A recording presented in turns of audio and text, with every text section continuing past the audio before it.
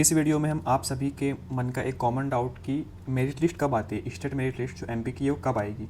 क्योंकि सभी लोग बोल रहे हैं कि एमपी मेरिट लिस्ट आएगी, उसके हिसाब से ही हम कट ऑफ डिसाइड कर पाएंगे।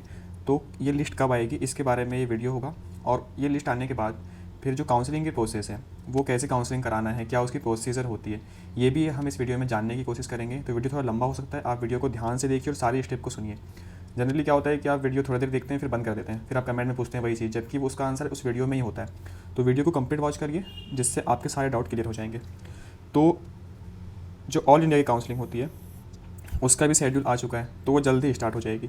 तो ऑल इंडिया काउंसलिंग का जो फर्स्ट राउंड होता है उसका जो अलॉटमेंट लिस्ट आती है, अलॉटमेंट लिस्ट आने के बाद ही एमपी स्टेट की अलॉटमेंट लिस्ट आएगी। ऐसा क्यों? क्योंकि कुछ बच्चे जिनके बहुत अच्छे मार्क्स होते हैं वो ऑल इंडिया से कॉलेज लेना चाहते हैं, तो वो कॉलेज वहाँ से लेते हैं। लेकिन जब इसकी लिस्ट आने के बाद उनको कॉलेज नहीं मिल पाता है या फिर उनको जो कॉलेज चाहिए वो कॉलेज नहीं मिल पाता है, तो वो फिर क्या करते हैं कि अपने स्टेट में आके यहाँ का रजिस्ट्रेशन कराते हैं और यहाँ के कट ऑफ को क्लियर करके यहाँ से अच्छा कॉलेज लेते हैं।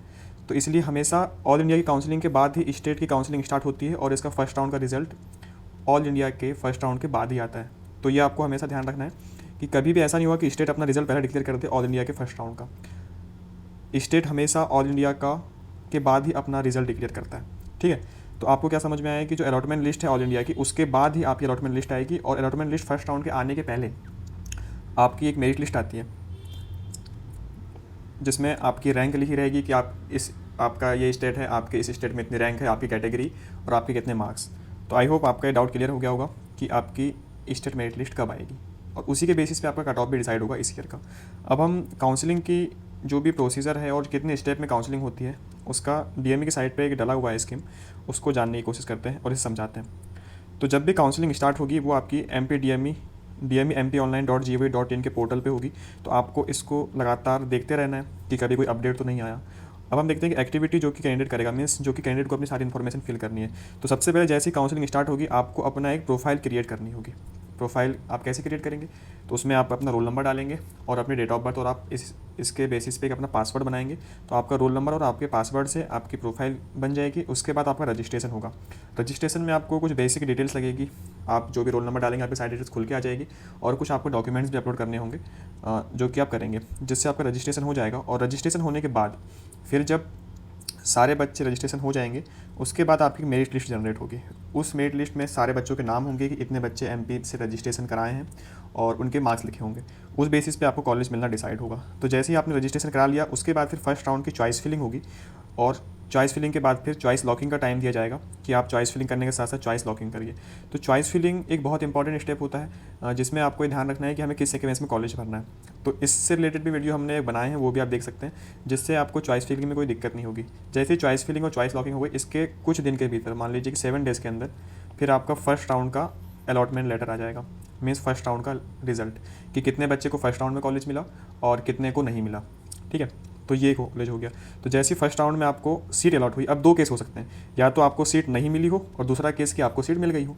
अब जब आपको सीट मिल गई फर्स्ट राउंड में तो अब आपका काम क्या बचता है कि आपको जो भी कॉलेज अलॉट हुआ आप उस कॉलेज में जाकर रिपोर्टिंग करें और वहाँ पे अपनी एडमिशन की प्रोसेस कंप्लीट करें। अब जब आप एडमिशन वहाँ करा लेंगे तो आपके पास अब 2 ऑप्शन आते हैं कि आप उस कॉलेज से संतुष्ट हैं या नहीं। यदि आपके मार्क्स अच्छे हैं और आप सोच रहे हैं कि आपको इससे अच्छा कॉलेज मिल सकता है तो आप अपग्रेड करा सकते हैं। तो आपके जो MPDME का जो पोर्टल होगा वहीं पे आपको एक ऑप्शन मिलेगा, willingness for upgradation for second round. तो आप इसमें यस कर दीजिएगा। जैसे आपने यस किया तो अब आप यहाँ से डायरेक्ट सेकंड राउंड में चले जाएंगे और आपने नो किया तो आपका जो एडमिशन है यहीं पर कन्फर्म हो गया और ये फाइनल एडमिशन कहलाएगा। अब आप इसके आगे काउंसलिंग में पार्टिसिपेट नहीं करेंगे और आपका DME और आपका साथ यहीं तक था। अब आप अपने कॉलेज पे एंटर कर चुके हैं। अब ऐसे विद्यार्थी जो कि यस सिलेक्ट करेंगे कि हम अपग्रेड कराना चाहते हैं तो उनको यहाँ पे 500 रुपये का एक स्टाम्प पेपर देना होगा, जिस बेसिस पे वो फिर यहाँ पे पहुँच जाएंगे। और ये बॉन्ड के टाइम देना होता है, जो अपना रूरल सर्विस बॉन्ड होता है, सेटलिंग बॉन्ड होता है, वहाँ पे बॉन्ड ना देकर ये 500 का स्टाम्प पेपर दिया जाता है। और जो बच्चे अपग्रेड नहीं कराते, अपना फाइनल एडमिशन कराते, वो अपना 500 का बॉन्ड यहाँ पर नहीं देते, वो सीधे 15,000 और 5,000 के बॉन्ड देते हैं। तो ये हो गया फर्स्ट राउंड की बात। अब ऐसे जो कि कॉलेज नहीं मिला फर्स्ट राउंड में वो क्या करेंगे, सेकंड राउंड की चॉइस फिलिंग करेंगे। सेकंड राउंड की चॉइस फिलिंग में कुछ पैसा लगता है जो कि हम दूसरी वीडियो में आपको बता देंगे। सेकंड राउंड की चॉइस फिलिंग के बाद फिर सेकंड राउंड का अलॉटमेंट लेटर आएगा। फिर इसमें 2 केस हो सकते हैं कि एक केस कि पहले आप कॉलेज मिल गया, दूसरा केस कि आपको कॉलेज नहीं मिला। तो यदि आपको कॉलेज मिल गया तो आप फिर वही करिए, जो भी आपको कॉलेज मिला वहाँ पे जाके अपनी रिपोर्टिंग करेंगे। उसके बाद यदि आप और अपडेट कराना चाहते हैं मॉपअप राउंड के लिए तो आप यस करिए, यदि नहीं कराना चाहते नो करिए। यदि आपने नो सेलेक्ट किया तो आपका ये कॉलेज फाइनल हो गया। यदि आप यस कर रहे हैं तो अब आप यहाँ से मॉपअप राउंड में शिफ्ट हो गए। अब मॉपअप राउंड में एक नई चीज़ ये होती है, जैसे आपने फर्स्ट राउंड का रजिस्ट्रेशन कराया, सेकंड में आपको ज़रूरत नहीं हुई रजिस्ट्रेशन कराने की, लेकिन मॉपअप राउंड में फ्रेश रजिस्ट्रेशन स्टार्ट हो जाते हैं। तो ये एक इंपॉर्टेंट चीज़ है कि यदि ऐसे विद्यार्थी जो कि अपना रजिस्ट्रेशन पहले नहीं करा चुके हैं, अब वो यहाँ पे अपना रजिस्ट्रेशन करा सकते हैं। और पहले से जो विद्यार्थी रजिस्टर थे वो तो रजिस्टर है ही, तो यहाँ पे फिर से स्टेट मेरिट लिस्ट जनरेट होती है। इसके बाद फिर इसकी चॉइस फिलिंग होती है और चॉइस फिलिंग के बाद फिर इसका रिजल्ट आता है। तो जनरली आपको ध्यान रखना है कि मॉपअप राउंड तक गवर्नमेंट की सारी सीट पे हो जाती है, ठीक है। मीन्स उतनी सीट बचती नहीं है मॉपअप राउंड के लिए, ये मेनली प्राइवेट कॉलेज के लिए होता है।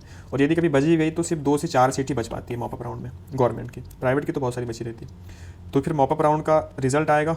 यहाँ भी 2 केस हो सकते हैं कि आपको कॉलेज मिला, दूसरा कि कॉलेज नहीं मिला। यदि आपको कॉलेज मिला तो आप कॉलेज में जाकर रिपोर्टिंग करेंगे और अपनी एडमिशन की प्रोसेस को कंप्लीट कराएंगे।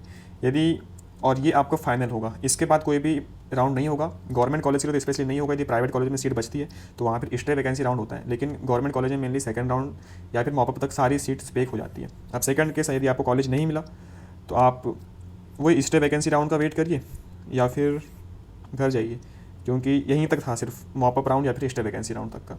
यदि आपको कॉलेज नहीं मिलता है तो इसका मतलब ये हुआ कि आपके मार्क्स कॉलेज लेने लायक नहीं है, आप फिर से तैयारी करिए। तो ये 3 चरणों में काउंसलिंग होती है नीट की। राउंड 1 जिसमें फ्रेश रजिस्ट्रेशन होते हैं, राउंड 2 जिसमें रजिस्ट्रेशन नहीं होता, पहला वाला ही काम आता है, और थर्ड होता है मॉपअप राउंड जिसमें फ्रेश रजिस्ट्रेशन होते हैं।